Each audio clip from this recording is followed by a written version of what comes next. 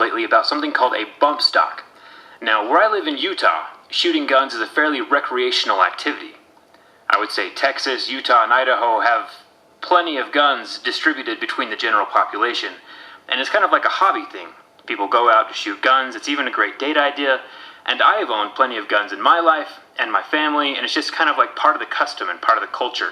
But lately there's been something in the news called a bump stock, and how it attaches to a semi-automatic rifle. Now, I've never used a bump stock before, but I am curious as to how easy it is to install, what's it made of, and what it can actually do. So yesterday I went out and bought an AR-15. This particular setup is about $1,500. I walked into a local sports store, picked out the gun I wanted, they did a background check, and I walked out of there. So the thing about an AR-15 is that it's pretty customizable. You can swap out the barrels, you can swap out the lowers, you can put scopes on the rails, you can swap out the back stock. And this stock part is what we're going to be talking about today, because the bump stock replaces the handle of the gun and the stock of the gun and allows you to fire at an automatic rate with a semi-automatic weapon. I'll explain what those mean in a second. So while I'm pretty familiar with guns, I am not a gun expert by any means. I literally just bought this gun yesterday, and this video is purely to just see what a bump stock is capable of doing. After major tragedies like the one in Las Vegas or the one in Texas, people call for stricter legislation on guns in general, and particularly these bump stocks. But only by learning about them and knowing what they're capable of can we make the most educated decision. I was able to purchase a bump stock of my own. These are available online from multiple websites and local classifieds. This one cost me about $400, so we're going to install it on the AR-15 right now and see what it can do. So right now we're going to shoot this several times. Right now the bump stock is not in place, and we're going to see how many rounds we can get off without the help of a bump stock. So this gun is semi-automatic, so every time I pull the trigger, there's going to be a bullet leaving out the end of the chamber. So I'm going to cock back the gun. That puts a bullet into the chamber. Safety is now off, and I'm ready to fire.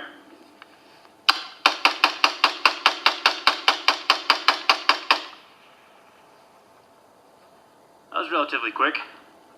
So this is a 40 round clip, and so every time I pull the trigger 40 times, I can lose all the ammo inside of that clip. And that was pretty fast. You can get a lot of shots off in a pretty short amount of time. So now let's install the bump stock, and as a noob, I've never shot with the bump stock before, we'll see if it's possible to shoot faster than it is with just a straight trigger. So how a bump stock works is actually incredibly simple. The gun slides around inside of the stock and uses the recoil of the gun to shoot more bullets. This piece is pretty important. I'm a right-handed shooter, so I use my right hand to pull the trigger. And so I'm going to take this piece of plastic, slide it onto the gun, and it blocks the trigger on one side. So when I grab the gun, I rest my finger on that piece of plastic on the far side, and then using the gun, I can pull forward with this hand.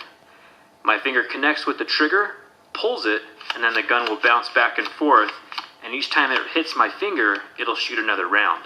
And since the gun is doing it all automatically, it can pull the trigger faster than I can pull the trigger, hence the full auto function of the bump stock. So these are the bullets right here. We have a 5.56, and it's just a whole box of these things. These things are about 40 cents a piece. So I also got these clips. These clips hold 40 rounds. They're about $20 each, and I can take the little bullets and just pop them into the top. And then the whole clip just slides into the gun when you're ready to shoot. This is my first time shooting with the bump stock, so we're going to see how it goes. I got the clip in place. The stock is functional. Safety is off. We're loaded. And let's see how this works.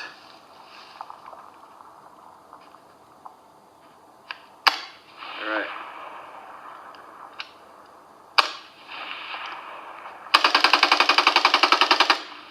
Okay. That was faster than I expected.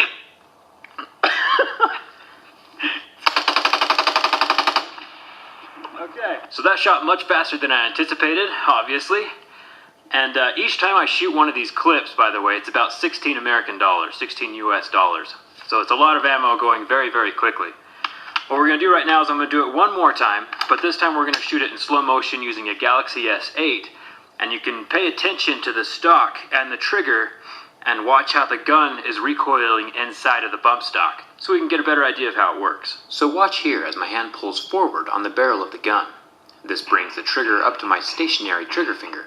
My finger never moves, but still connects with the trigger due to the forward motion of the gun. The gun then fires, and the recoil brings the gun back to my stationary finger over and over, causing the trigger to be pulled again and again, very quickly, until I run out of ammo. Accuracy is severely compromised, but accuracy isn't really the point of full auto. Here's the semi-auto firing rate one more time. My finger was pulling the trigger manually, and here it is again, with the currently fully legal bump stock installed on the AR-15.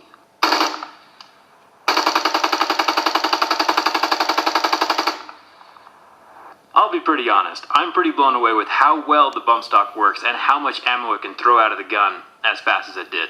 I was not expecting that. Now, as far as all the controversy goes, I'm not going to jump into that on this channel. Personally, I think that, guns are a great hobby, but not everyone in the world is sane, and they can turn something good and fun into something absolutely terrible. Not just with guns, but with cars, vehicles, anything can be turned